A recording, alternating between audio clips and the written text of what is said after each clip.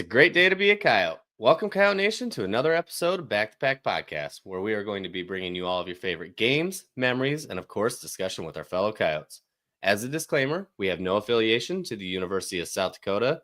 This is a podcast ran by fans for fans. The ideas and comments do not represent the university. Our opinions are our own. Be sure to find us on Twitter at BackToPackSD. With that being said, let's jump in.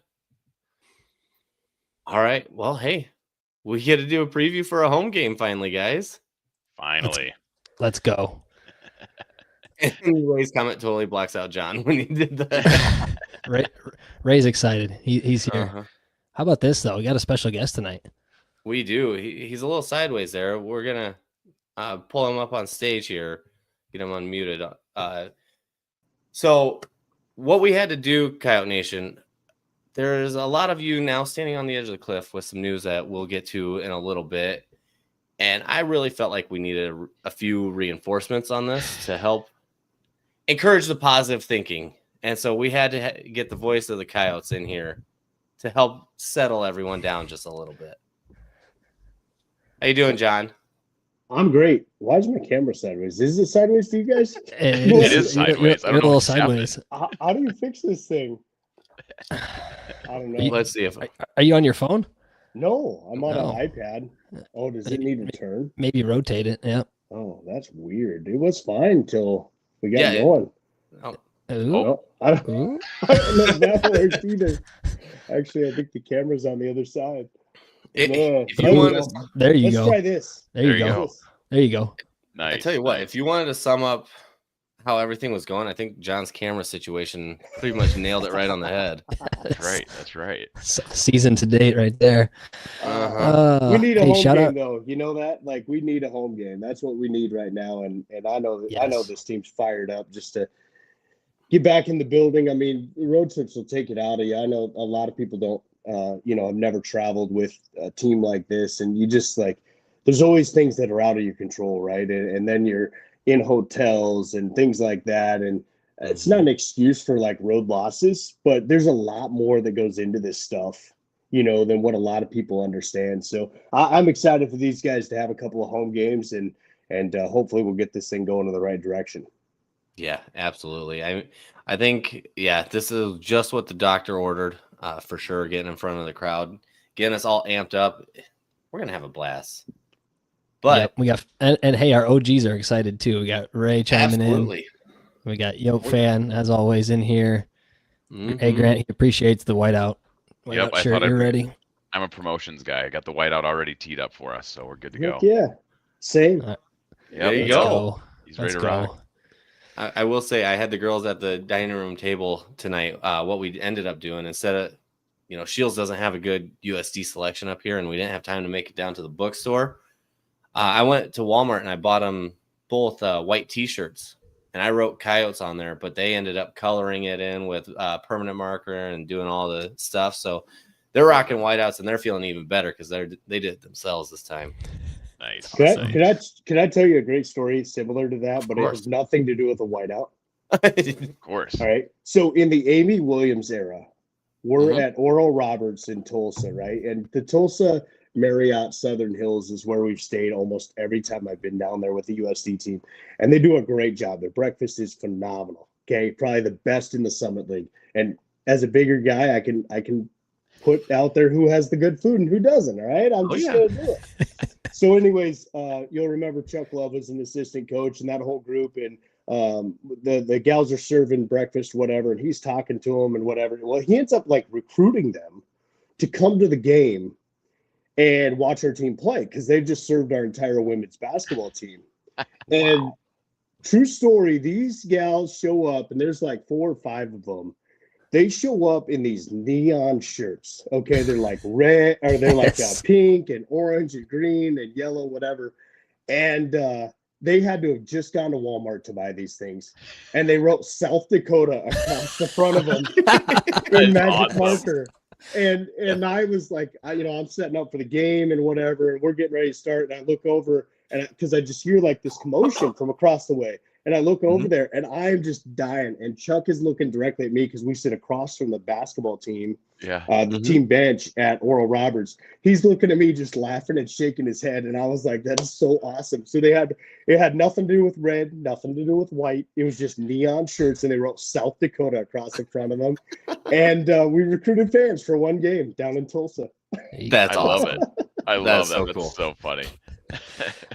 Good stuff. All right. We got the voice of the Coyotes, like we said, John Thayer. So, John, we're going to go through some Alex's Lemonade Stand real quick before we dive in. So, hang tight. Yeah, I mean, absolutely. I'm pretty excited about this. You can't have a home game without tailgating. You can't have tailgating without fans. And you can't have fans without a little support to the football program. So this one means a lot. I know Aiden's definitely going for an additional trophy this season. He wants to bring this one back to Vermilion. And we're helping him out, trying to raise that money again. Yeah, so let's go ahead and for the folks that aren't familiar with Alex's Lemonade Stand, let's give them the background here real quick. So when Alex was one, founder Alex Scott was diagnosed with a neuroblastoma. Following her 4th birthday, she told her parents she wanted to open a lemonade stand, and her goal was to raise as much money as possible to give to doctors so they could find a cure for childhood cancer. So that's where this originates from. And then the partners here is really twofold. You have Northwestern Mutual, who puts up a lot of money, and we're going to get into that here in a second, but also FCS Nation Radio and those guys and their podcast and their website. So them two together, partners in kind of running this thing and funding this thing to help raise money for Alex's Lemonade Stand. And the fans, Coyote Nation, it is a competition, and we're going to go into those details here in a second, but essentially we just want to raise as much money as possible, whether that's you donating, putting a lemon on your head, or buying one of Jake's gel yote shots. So heck yeah. 2023, that was the year of this thing, and Aiden actually won first place with raising $9,900.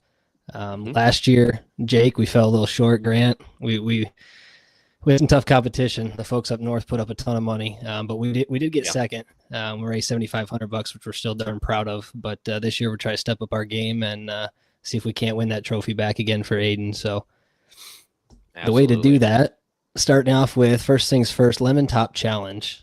So this one's pretty easy, and we encourage fans to do this at tailgate or even at home. So real quick, just steps. Take a picture balancing a lemon on your head. Share it on social media. That can be Facebook, X, Twitter, whatever you want to call it, TikTok, Instagram. But you got to put the tags. So you put your picture. You got to put these tags. You got to tag at Alex's Lemonade and at Northwestern Mutual. And then hashtag Lemon Top Challenge and the other hashtag Go Yotes. Have to have those 4 pieces to qualify. The FCS Nation Radio guys would also appreciate a tag, so that's in there as well. And they'll donate $10. So pretty easy. Take a picture, post it, put the tags, all that fun stuff, and $10 per account. So guys, we could raise, if you got 4 accounts here across 4 social media platforms, that's $40 right there for free. Without you even spending $1 to do this. And it is a competition, and we are obviously trying to win this thing. So that's essentially where we're at. Go ahead and take us to the next page. I will say this too. With it, obviously, it was a free will donation for the Jello shots. Now, I get it. Some people don't want to donate in this situation. I understand. To get a Jello shot, even if you don't want to do the free will donation, if you do the Lemonhead Challenge at the back-to-back tailgate with us there, you get a Jello shot as a thank you. We're going to have some fun with this. Nice. Here's the thing. Who doesn't love free? So first of all, you get a free 40. Well, even if you don't have TikTok, you get 3. I know everybody uses Facebook, Twitter, and Instagram. There's should at least be able to get one of those, right? If not all 4. And then with it, if you do donate through the Jello shots, even better. We like to stack it up. I think last year we raised just about $1,000. All in all. I want to say D-Days. Wasn't that like $550 or something we got? I hit $800 on D-Days. Was it 8? Yes. Holy moly. It was absolutely insane. People were going nuts. I did a Jello shot with a former NFL quarterback. So my day was made, and we didn't even make it into the dome. But I want to stack this up. I want to help Aiden bring this trophy home. And the best news, we will have these instructions for the Lemonhead Challenge printed off at our tailgate. Yep. There's a lot of steps. Mitch did a fantastic job stacking that and getting you informed on it, but there's some steps, so we'll help you through it. Absolutely. And where to find us. So Jake, obviously you're going to have the jelly shots at your tailgate. You're up in the northeast corner here of the dome and in that back row of Tailgate Nation up along the grass there. And so you can see our little logos there. But Grant, you're just to the south of him. And then, guys, I'm going to try the orange lot this year and just see what the vibe is over there.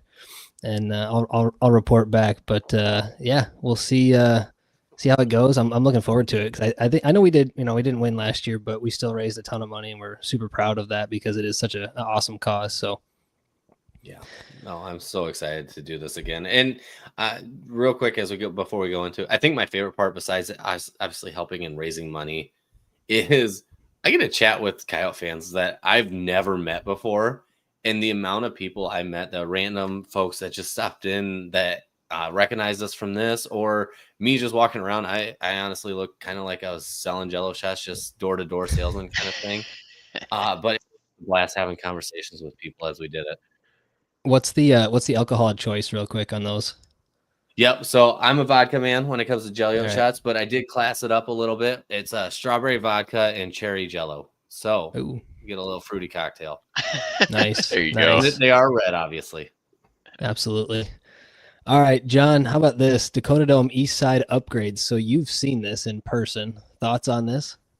Yeah, man, I've watched this. It actually looks really sweet now because they've just actually put this signage up like this week. Okay. But I've seen this over the last several weeks and what they've been doing and stuff. And I mean, this is great. You know, they've tried to do the Charlie's Fan Shop and they've had that kind of mobile deal where they set it up and whatnot. Now they get their permanent home. I don't know how many people know this, but that used to be the office of the sports information director team, like the communications department. So they have moved out. And then the grab and go here, the howl and go, just going to be another way to keep things moving. And not only just like a spot for the concessions, but you'll be amazed at how much it feels like the East Concourse is opened up. Because if you can't like visualize it, this is the exact spot where the wall came out into the concourse between the bathrooms. That's where this is located. That was a pinpoint. That was always a tough one, especially with bigger crowds there. Yeah, and people never understood why that wall just randomly come out. I know some of you guys probably know this, but the high dive from the pool needed the space. And so that's why the wall actually came out into the concourse of the dome. And so now that the pool has been moved out and they've redone that area where the pool was, they could go back here and make this. And so I think this is going to be really good. Bear with them. I have no idea. I haven't talked to anybody, but what I know about college and professional sporting events is anytime you try something new, it doesn't go as well as you want it to the first time. Right. So hang in with them and you know, they're going to work at it, but it's really cool. And it looks sharp. I mean, they've done all the signage this week and it looks really good. So I'm excited for it. And I hope fans, you know, especially on the east side, it's not going to be as crammed and whatnot. And, you know, you've got that option now. Guys, when I first saw this made me feel like this was just a giant tease for what's coming on that east side. Right. I mean, you're not wrong. Yeah. And I saw this. I'm like, all right, let's go. Let's do the whole east side. Let's just get it done. well, and the best part is this adds a full nother concession stand, correct? Is that what that one is, or is that just Yeah, and Okay. I think they call it a grab and go. So I'm guessing that they're going to be lined here with everything, and you just go take what you want, and then you go up to the register and just pay for it there. And so you just kind of keep the line moving rather than just waiting your turn in line. So yeah, it's just another option for a concession stand. And you know, they've tried to squeeze in the beer stands for the people who can consume that during games and got excited about adding that and some of the other stuff. So just another option to kind of space things out. Exactly. Yeah, And this, love I it. mean, this works out perfect for those Coyote fans that are taking on the 4-4 in 4 challenge. There One you go. extra stand to grab that dome dog as you're heading to your seat. Shorter lines means you got an opportunity to get those 4 down. Heck, if you do it before half, maybe we'll double it. There you go. I really want to do this challenge, but I feel like I might get fired for it. So. Absolutely. It might be a risk worth taking. I mean, there's only one way to find out. Stay tuned. All right. So another big thing on tap Saturday after football, we've got volleyball at 5:00 against, I think, 17th ranked Kansas. Yep. Does that sound Last I right? saw, yeah. At $7 tickets. Can't beat that. I'm going to be all over that one. And it's a whiteout in there as well. And Yeah. Kansas Volleyball did- won tonight, by the way. They just Oh, swept yes. Green Bay. So Awesome. That team, I tell you what, John, I've only caught some clips here and there, but that team looks absolutely fantastic this year. yeah, they look really good. And what's great about it is Coach keeps talking about this over and over, but she keeps talking about the word depth.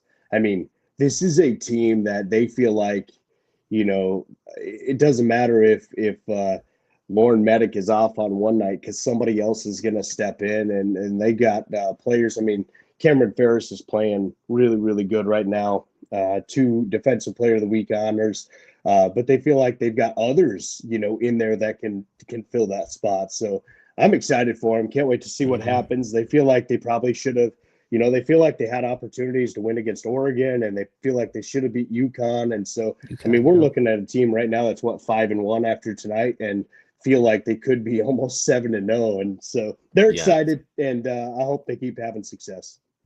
I mean, a win on Saturday would go so far for these girls and the team. That would be wild. Huge. Yeah. Let's do it. All right. What else do we have, Jake, before we get into here we go. Couple more just real quick things that happened this week, John, and I know you've been following this too, but interesting development with uniforms. This came out a couple days ago, but Northern Colorado denying our request to wear the white jerseys. It's on site for me. I think now that it's been out and like I've seen it, I think I kind of like it because it got people fired up a little bit.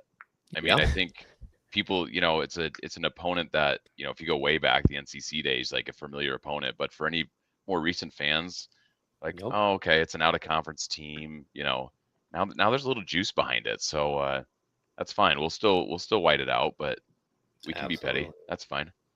Yeah, it's it's one of those things that, like, the whiteout idea, it's cool when the team can do it, but it's really for the fans, right? I mean, right. Everybody's seen Penn State every year in their whiteout. They wear blue jerseys, and they're not in all white. And the reality is the rule book states that the visiting team is supposed to wear white. And without a written agreement before the start of the season, they have that option. So last year it happened with Eastern Kentucky was going to Western Kentucky, and Western Kentucky did the same thing we did, promoted a whiteout.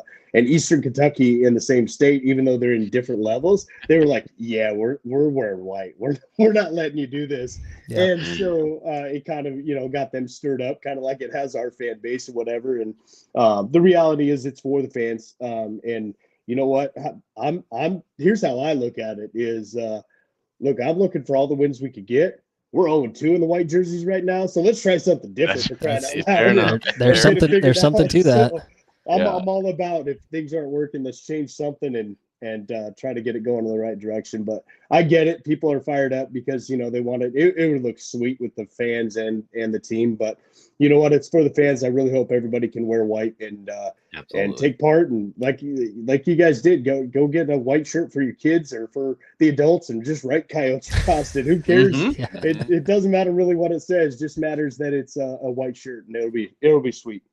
Absolutely. Yeah, I got 2 Coyote shirts for $8, so can't beat that. Perfect. And if I remember correctly, they handed out shirts for the students in the muck, all white shirts as well. I think Yote scripted up, so the students should be in white, no problem. They got free shirts. Bring yours. Let's have some fun with it. No doubt. Absolutely. Adds just a little more juice. All right, so just talked about it, but going white helmet, red jerseys, white pants for the combo.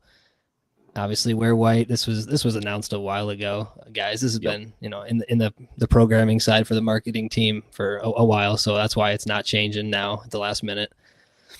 All right. Some bad news. Our somber news. Saw this breaking news today, guys. Yep. Losing Charles Pierre for the season via his Instagram is actually where a lot of us learned of it. Mm-hmm. Thoughts, gentlemen, and John? I just, I mean, I don't want to call it worst case scenario, right? But it's like, that's about as tough as it gets, right? You talk about a guy who you anticipated being an All-American. And actually, too, I think what makes it a little bit tougher is I think a lot of fans, or at least it appeared that maybe it wasn't that serious, right? During the Lamar game, you're Yeah. kind of watching him walk around the Mhm. sidelines. It wasn't like this dramatic cart him off type injury that you tend to see on like season ending injuries. So Mhm. I think it just caught so many of us off guard this week, right? I think we were all expecting to see him play on Saturday. So not only for him to not be there on Saturday, and then let alone the entire season, it's pretty devastating. There's really no sugarcoating it, unfortunately. Yeah, I'll say, I think it hurts him more than anyone. He was so looking forward to this season, and Matt's on that mountain why time. does he always come in when I'm on my route? Darn Colorado folks. They're behind schedule over there. Yeah. But no, I know the person most devastated by this is going to be Charles himself.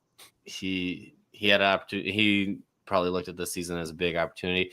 The good news is, I mean, there's a chance, plenty of time for him to come back next year, and he can still be the focal point of the offense, whether we're going with Nevin or Austin at quarterback.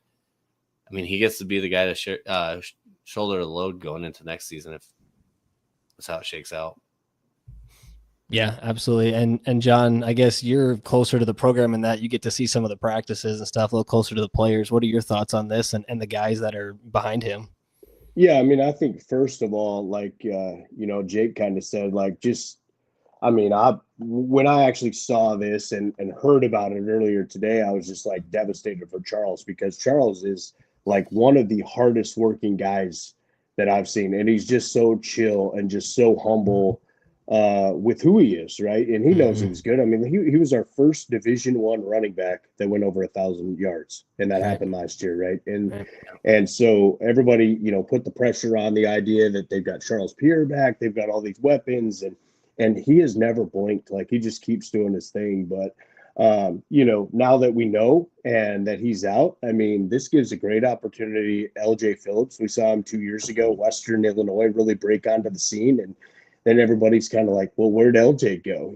And it wasn't that he was bad. It's just we had Charles Pierre and Travis Tice last year. You know what I mean? Like, right. Then LJ's battled some things the last couple of years, but I mean, I'm excited to see what he can do with consistent opportunities, because sometimes guys need consistent opportunities to really shine. I really, really, really like Reed Watkins. I mean, there's a reason they gave him a scholarship during fall camp. The guy works his tail off. He looks good. He came into that game at Lamar. First run, I think, was for a first down. His second run might have been close to one. He's got an opportunity to be really good. And then you're going to see a couple other guys probably mixed in there. We saw Carson Fletcher onto the field last week. Unfortunately, he was part of that botched kickoff fumble, but it was definitely not his fault. But he's a freshman that came here as a walk-on, and they love him. They think he has a chance to be really good. Mm-hmm. And then the other one that, I hope we get to see, who's battling some injury, is Julius Ellens. And I think he has a chance to be really, really good. So between the four of them, right now there's probably discussion on, you got somebody like Carson Fletcher. They've tried him out on special teams. They've tried him a little bit on the field, and they're probably at that point where they got to decide on a red shirt. And that might be dictated by how Julius Ellens comes in and plays, or how many running backs they want to use. And so, Carson may have just lost his red shirt, which, these guys today, it's not like I want a red shirt and I want to sit back. Like, these guys want to get out there and play. You know what I mean? So I think all of them have a great opportunity now. Reed Watkins went for he went to Texas for a reason. Obviously he left there. But if you get recruited by a program like that, they see something in you. And so I'm really excited for LJ, see his opportunity. I think Reed's going to be really good. And then I want to see more out of Carson Fletcher and Julius Ellens and see what happens there. And we'll see what happens. But it really stinks about Charles, 100%. But I would argue, even though we don't know a lot of their names, that's one of the deepest positions on this football team. So to me, it stinks, it sucks, but I'm not ready to throw in the towel just yet, because I think there's a lot of talent there. Yeah, absolutely. Right. I'll touch on, you brought up Julius Ellens, and he's the kid that I was really excited about when we pulled him out of high school. His film was wild. Haven't had a chance to see him on the field in the Coyote uniform. But Reed, I mean, you touched on him too, being at Texas. That it was a preferred walk-on that he had at Texas as well. I mean, they saw something in him that warranted, like, they were going to give him a scholarship when the opportunity arose. So it definitely says that there's some talent there. I hope he can put it together and we can see him on the field in a 10 to 13 plus touches kind of range.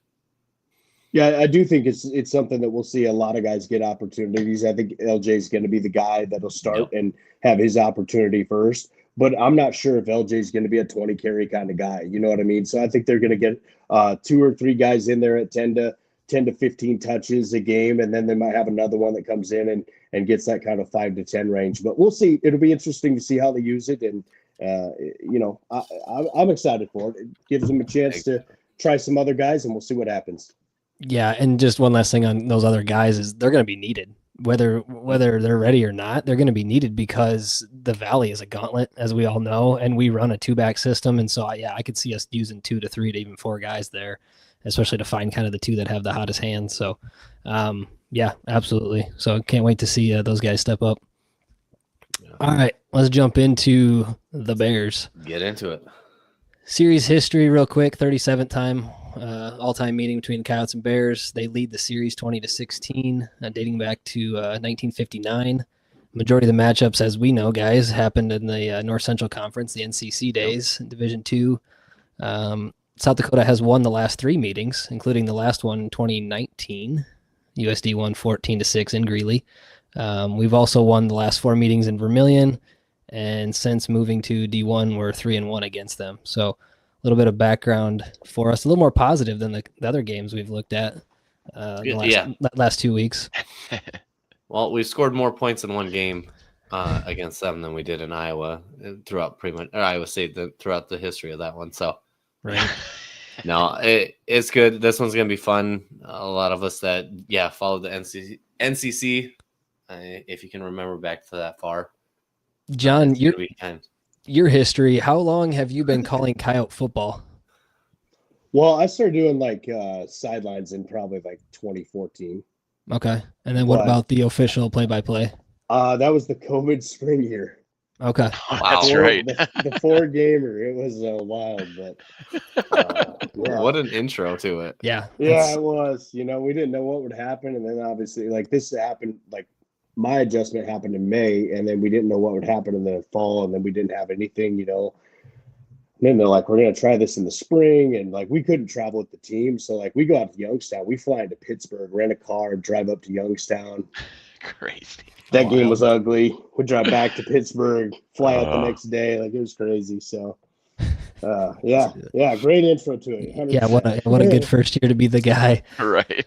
I'll give you another one, though, here on the series history. This isn't USD in Northern Colorado, but I think the game notes have this in them, but I think they're one off. South Dakota, I believe, is 3-1 against Ed Lamb. He's the coach at Northern Colorado. Okay. Yep. Because he was at Southern Utah when the 2 teams were both in the Great West. Ah. And I'm pretty sure he was there for 4 meetings. And the only year that he beat USD was in Cedar City. And it was a year that Southern Utah actually won the Great West Conference. And so I think USD is 3-1 against him as a coach. So that just, I don't know, that doesn't mean anything for this game outside of, hey, there's more numbers that suggest that we've got something in our favor. There you go. Exactly. That's what I'm here for. That's right. Perfect. All right, so let's tee it up here. Obviously, 1:00 kick here in the Dakota Dome. John, obviously you'll be on the play-by-play, but your partners in crime. How about Gary Culver and then Jerry Paleschi on the sideline? Yeah, Coach Culver's a former USD defensive back and a longtime Vermilion high school coach. And, this dude's 70 years old, and he'll still on big plays jump up and down to the broadcast booth. And that gets me fired up because I'm like, man, if he's getting fired up, I'm getting fired up.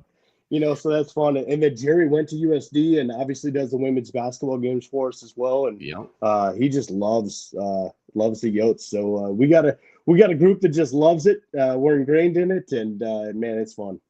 So fun fact, I knew Jerry in college, and we had a sports talk show every week. I think it was Thursday nights actually, with him and Kyle Miller, us 3 yahoos talking college and pro sports. But Yeah, fun times. And then this game is also on ESPN Plus and Midco. So for those that can't make it, you want to tune it up on the TV, and then hey, dial up the radio with John and the company.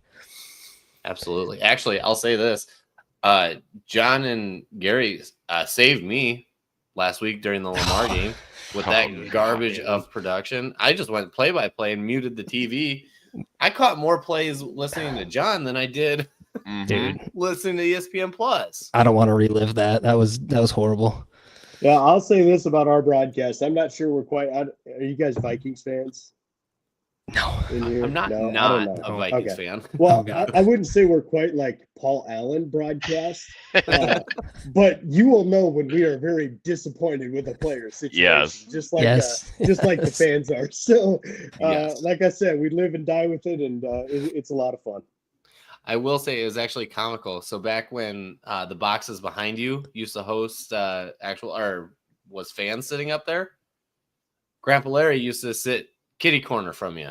And I actually sat with him a lot more than I sat in the students or in the crowd. Because I mean, similar to Gary, he gets wild. He got wild during games, but it was pretty comical watching you two down below during some games. Yeah, we're in the booth now, so that's it gives us more space to jump around, so that's a good thing. The only problem is it's really hot in those booths.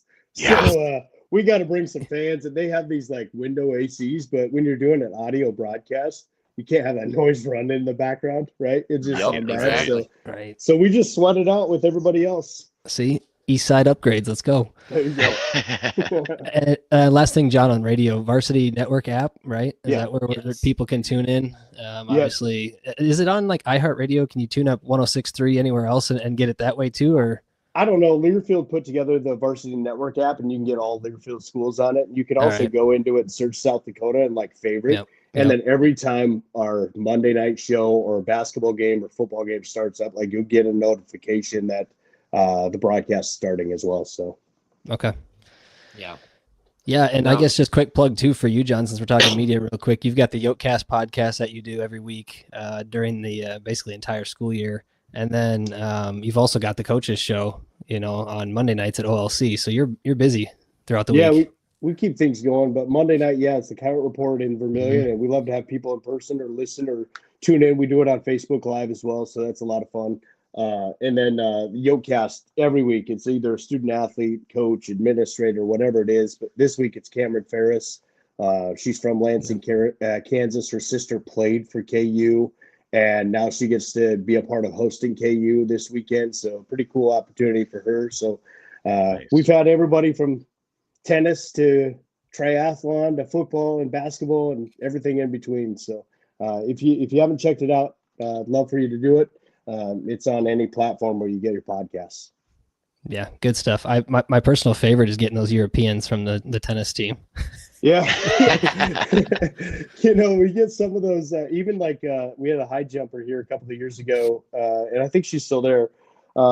Really tall Jamaican, and she's just really sweet and soft-spoken. And, sometimes you get with these people and you're like, oh, man, there's a minor language barrier, but we can work through it if we just get them comfortable. And so it's a lot of fun. It can be challenging, but it's a lot of fun. Awesome. All right, weather at kickoff, guys. I put 71 degrees because it's gonna be like 90 outside, so I think the AC will be cranking in the dome. So I'm not going 72. I'm going 71. I'm going 2 mile an hour wind because Jake, Grant, and I are gonna be losing our minds. So we'll cause a little breeze in the dome. And if you get the AC going too, there might be a little side to side action. There you go. All right, let's get into it. Let's talk. Where do you want to start? Offense, their offense, our defense? Yeah, I mean, we can definitely do that. Yeah, I will. I just want to give, I should say too, before we jump in, just some general thoughts because I just thought it's interesting. It's kind of going through the week doing research, but kind of an odd game as far as like a measuring stick of UNC because of who they've played, right? So they've played a Division II opponent to start the season, and just from the box score, wasn't a particularly great game. And then the very next week goes to in-state FBS, I guess, I don't know, in-state rival. Maybe rival's not the right term for it, but and I think we all agreed, at least in our group chat, that was kind of stolen a win away from them on a botch last call. So this is a weird kind of game and a weird team to gauge too. They've used multiple quarterbacks, like had one quarterback heavy the first game, switched to a different quarterback in the second game. So this is going to be kind of an interesting one, I think, but kind of a hard team to gauge, especially early in the year. Exactly. And expectations are definitely in flux for both sides on this one. Yeah. I mean, we all kind of thought we'd be sitting at 1-1 going into this, and everything we saw about Northern Colorado was the bottom feeders of their conference. I was going to say we were talking about like a historically bad football program over the last 2 years. And now all of a sudden the spotlight kind of got put on them with, because I think a lot of people who are college football fans saw the end play in particular, but also saw like, hey, they're hanging with an FBS team. So yeah, kind of a wild one. I'm excited to get into it. And John, you've had their radio guy on, this week with the Oatcast podcast. So I've listened to that. It sounds like they're a much improved team, and they've kind of got a flipped roster, especially on defense. Can you kind of go into that a little bit? Yeah, I mean, they think they're much improved, right? That's one of those things when you've been struggling. They've been struggling for a while. They tried the Ed McCaffrey thing, and that was a deal that just didn't work out the way that he ran the program. And I think Ed Lamb's going to do really, really good things there. But they didn't make a quarterback switch. Their guy got hurt in game number 1. He's going to be out for a while. I think it was a collarbone injury, but he was a guy who missed a lot of last year as well. So, I mean, they got this other guy that stepped in. He's played a lot of football. I don't think he has a touchdown pass at Northern Colorado yet. And so hopefully it stays that way this week. Yeah, but, you're right. Offensively, I think what's going to, really test our defense is that they run a lot of RPOs, and we haven't seen a lot of that yet. So it's, RPOs are nothing more than a lot of like window dressing. And if they make you blink for a second or take one wrong step, it's going to open up another play, another area. You know what I mean? So our defense is going to be tested in that regard. I think our defensive line has been really, really good in the first 2 games. I mean, you could throw a bunch of names out there, and these guys have been really, really good. So excited to see how our D-line holds up. But the linebackers have got to stay in position against an RPO team. And I think that's important. And then their defense obviously can get after it. I mean, they forced 4 or 5 fumbles against Colorado State last week. And that's really what kept them in the game, for the majority of it. And so you got to be smart and hang on to the football. And I know that we've had our turnover issues a little bit this year, but I mean, I feel like for USD's turnovers, honestly, like it's not as much of what the opponent's doing. It's more of what we're misfiring on ourselves. And you can look at it both ways, but this is a team that's coming in that, look, they just went on the road to Colorado State. They come here, they go on the road next week, I think to Houston Christian or something. So they're on 3 straight road games. And so I think this is an important one for them, just as much as it is. And obviously USD needs to get a win. So I think we're going to be in a really good one. Yeah. And, my question with it, because, I do think this one got a lot more competitive all of a sudden in all of our heads. But then you start to think, okay, how much gas did they burn as an opportunity to try and jump up and clip their in-state FBS team? Once they saw it, it's similar to Lamar with USD. They saw a little blood in the water, the 4 turnovers forced. There was definitely they smelt that blood and they got after it. Did they burn too much? And now are they just gassed coming into Vermilion? They get extra fired up for that game because if you don't know the geography of northeastern or northern Colorado, I guess, I mean, these schools are probably 15 minutes apart, maybe 20 minutes or something like that from Greeley to Fort Collins. So, they were probably extra amped up for that game. But this will be a great test for both teams. And I know both teams really feel like they have a chance to get one, and they should coming into it. Yeah. And so you mentioned the quarterback situation. So broken collarbone with the starter on his non-throwing shoulder, but out for a while or maybe even the season. So Eric Gibson Jr., is that the quarterback's name? Correct? Yep. Correct. So I put this picture in, guys. You mentioned it with the RPO, and he is a running quarterback. That's why I chose this picture tonight. But that's one situation, and I know they like to run the ball just in general. But they've got 2 dudes at wide receiver too. The one that high pointed the ball there at the end where they got kind of robbed by the refs. To what would have won that game. And I think Cheeks, is that his last name? So he's a big target, real athletic, and so watch out for him too. And then, John, I guess this is just for you, but on their defense, do you have the pronunciation of Ezra Ekuban down yet? I'll get it by Saturday. Right. By the end of the game. That's what we call work in progress. Absolutely. He's a monster. He had like 9 or 10 tackles, forced fumble, maybe a sack or 2 last week. So he's definitely going to bring it. Yeah. So make sure you have that one, that pronunciation down for Saturday. I think, the other thing you talk about their quarterback that's playing right now, this is a guy who, like we're talking about Reed Watkins. This guy went to LSU out of high school. And they tried to move him to wide receiver, but they had some guys. I don't know if you get heard of these guys like Brian Thomas and Malik Neighbors, guys like that at LSU. And so he actually wanted to keep playing quarterback, kind of like the way we got Chris Streveler, right, from Minnesota. And so he went to a community college, and now he's at Northern Colorado. And so, obviously, the dude has some skills. Otherwise, you don't go to LSU out of high school. But I'll be interested to see how he is, and hopefully our defense is ready to go. Yeah, absolutely. Now, I'll play a little devil's advocate here. I think the 4 turnovers definitely helps the situation a whole lot more in Colorado State when you just kind of compare their yards from that game. I mean, they 160 total passing yards and then just 63 yards rushing. And obviously Colorado State is FBS, but yeah, it doesn't exactly incite fear though. I mean, because without those turnovers, are they really even in the game? And I didn't get a chance to look at where those turnovers happened. Obviously, it comes down to your ability, yards available. If you fumble at the 25-yard line on a kick return, there's only 25 yards for the offense that recovered to gain there. So, yeah, it was a scoring drive, but it was only a 25-yard drive to get there. They didn't have as many yards to go. So, I did not get a chance to look into the turnovers, but that is definitely something to keep an eye on.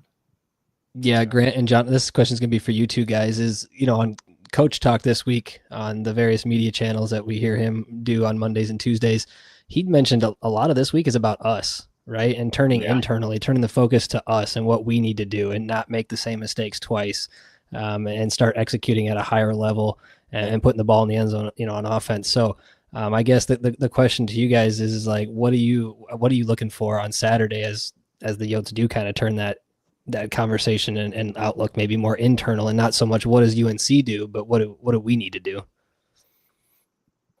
Yeah, well, I mean, I'll let John go first. Go ahead, John. I think when I look at it is, okay, so the game got away from us at Iowa State, but if we don't have a tip pass that gets intercepted, we complete a pass on 4th down that it feels like the play was there, going into the half, things like that. I'm not sure that game, I'm not saying USD beats Iowa State, okay? Like, right. But I don't think it gets away in that regard, okay? Yep.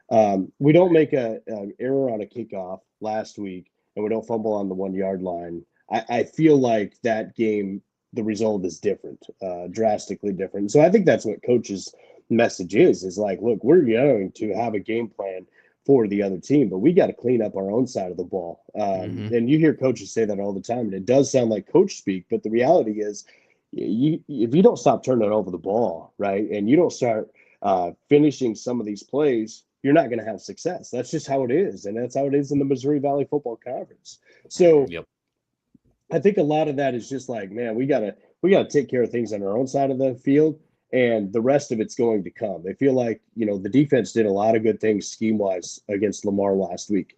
They were putting a couple of bad spots. The offense, there's been plenty of plays that are there. We're just not quite connecting on it for whatever reason. And so you keep doing that. I think it's going to click for this team.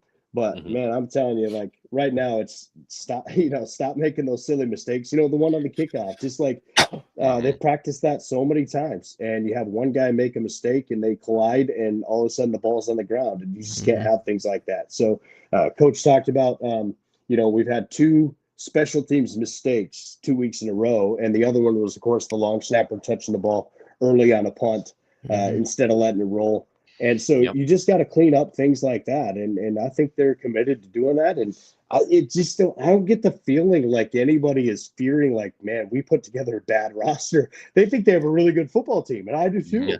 You just got to clean things up. And I'll tell you what, if they can get a couple of scores in this game and start building on something, the confidence will shift and you'll start to see some flashes of what this team can be. Yeah, I think a second touchdown in the first quarter for USD would go so far for everyone's confidence, especially if it's, like 1 to LJ, 1 to Tennell. Just get people in the end zone besides Fenner and Martins.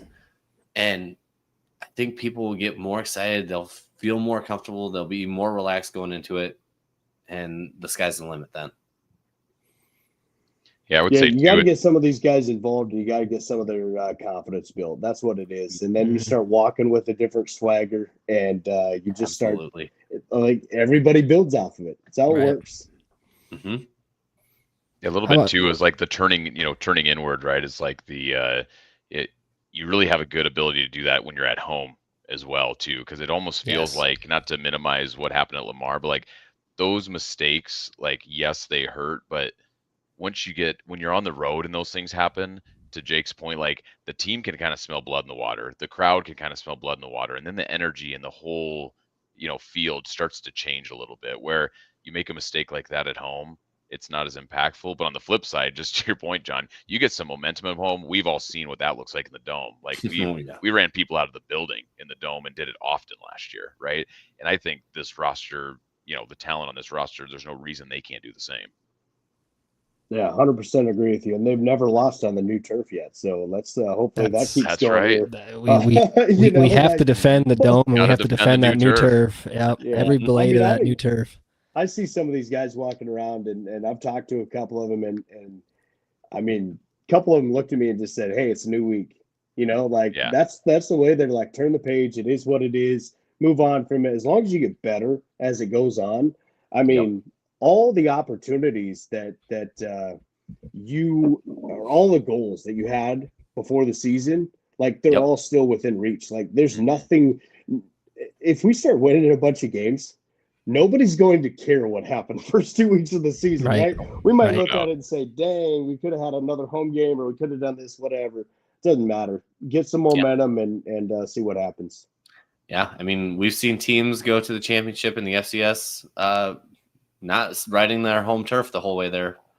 100%. I mean, it's finding the confidence, finding the swagger, and just getting better. So we can flip it over. I want to say one last thing, Jake, before we go, is just the offensive line. If we were to spotlight one group, I think the offensive line in week 1 and Ames looked pretty good compared to, relative to what they were up against in that defensive front.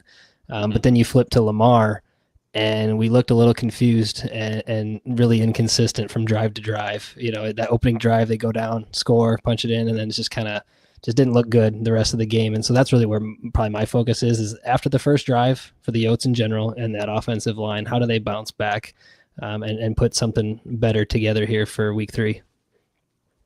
I think on your point to that, like there's a ton of talent on this offensive line. I think what we're lacking from last year is not that there's necessarily less talent. It's that these guys are communicating in game for the first time with one another. These guys just all came together, right, for the most part. Right. Yep. And so they're still learning some of that. If you watch that Lamar tape, I mean, they ran a lot of stunts up front. Mm-hmm. And so you get guys like Joey Lombard and some of these other guys who have been around, and they were able to communicate and see that stuff, and they had their own signals. Like, that's what this line needs to develop. So they were really good against Iowa State. They didn't get pushed around by a Big 12 team, whatever. But, man, Aiden was under duress a lot at Lamar, and I think this is a good thing. I think now they can put it on the tape. They can see it. They find ways to get better because of it, and I really hope that they grow because of what happened last week. Absolutely. Yep. All right, let's go to the betting lines here just real quick. Sagarian, guys, Sagarian's still loving us. 123 overall, UNC's at 221. Reddit FCS has us at -12. And Massey, of course. Massey's a little bit different in how that's calculated, and a lot of that's based on historical matchups, too, between the two I love those throwback logos. Massey needs to update logos. Come on. But Massey likes us 35-10 or favored by 25 there. So for entertainment purposes only, just real quick, we got to get to pick segment, but real quick thoughts on the lines. I mean, it's kind of where it's all over the board. I don't think anybody has the read on exactly what's going to happen. This has been a very confusing game all of a sudden. Yes. And I think our picks will show that. Yeah, I'll say for both sides, right? I mean, yes. it's been an interesting start. There's no doubt.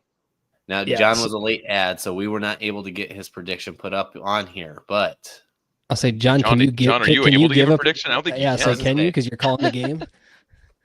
You know what? I'm calling it for one team, so as long as I pick one team, I guess it's fine. All right. I have no betting on this. It's just we'll save the best for last. Then I'll go first here. And to Jake's point, I have absolutely no read on this team at this point, just because of the ups and the downs that we've experienced, and now the injury news and everything. We are at home. We know we play better at home. It's the home opener. We've got the whiteout. So with that being said, I am going to give us the edge on 24-17 Yotes. Perfect. And real quick before we get to Grant's, I mean, Ray and Yote fan already jumped in on this, but go ahead, throw your predictions in the chat. It's always fun to get you guys involved in this.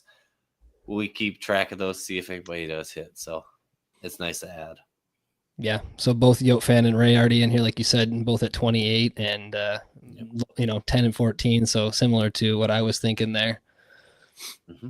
All right, Grant, what do you got? Yeah, I was going to say you can throw mine up there now, but I think similar to kind of what Ray, Yote fan, a lot of, or even you, right? I think we all think the defense is going to answer the bell at home, right? I think although it was a sloppy game, I think there were some things we liked that we saw in Lamar.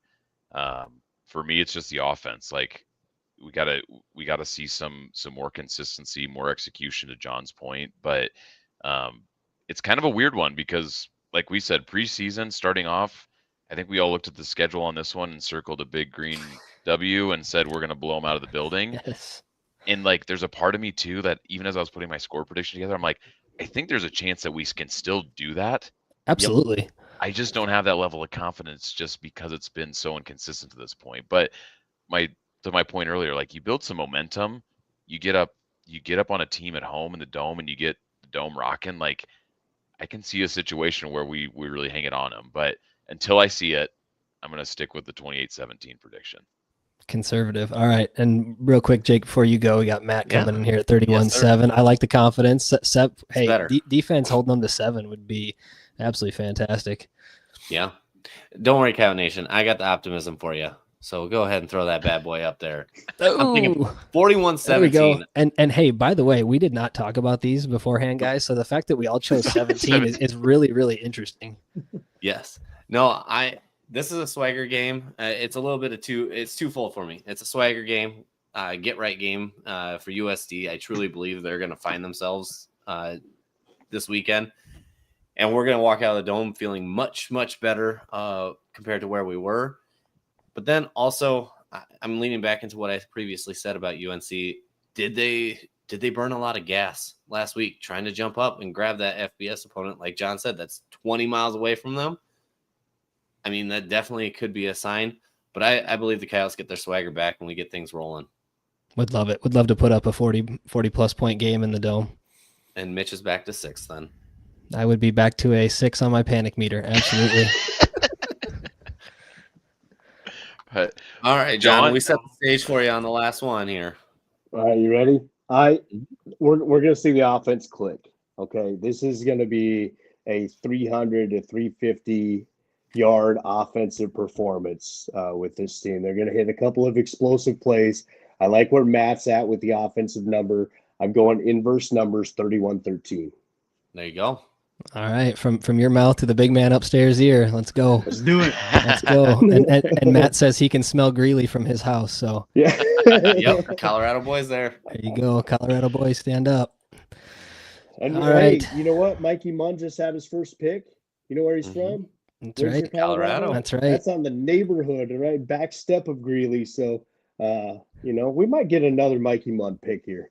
That's right. I'm all for it. Let's go. Let's get them in bunches. You know what? 41-17 on mine also gets us a Colorado quarterback throwing some balls around too. Just gonna say that. That's right. That it could Close the game out. It very well could. I mean, they'll probably go Nevin, but hey, yeah. let's throw a Colorado quarterback against the Colorado team. Just How about let's see a Nevin RPO. Let's throw that in there somewhere in this game. Yeah, we haven't seen him out there why yet, not? So. Absolutely. All right. Well, fellas, we'll see you Saturday. Absolutely. Bright and early, by the way. What, 9 o'clock? You gonna race me there? We'll try our best. You get a head start, but 8:30. Still challenge you. They don't let us in till 9 unless you pay extra. So I'll move the gate. All right. Just if charge you get an ATV, you you could drive across all the grass and get to your stop. That's right. The problem is we don't live around Vermilion, John. We're a little ways away. So You got a trailer. U-Haul has trailers. Just bring one down, drop it off. Let's go. let's go. All right. Well, let's do it. See you all in the dome. That's Go right. Yotes. Let's get it rocking. Thank you for listening. Go Yotes. Go Yotes.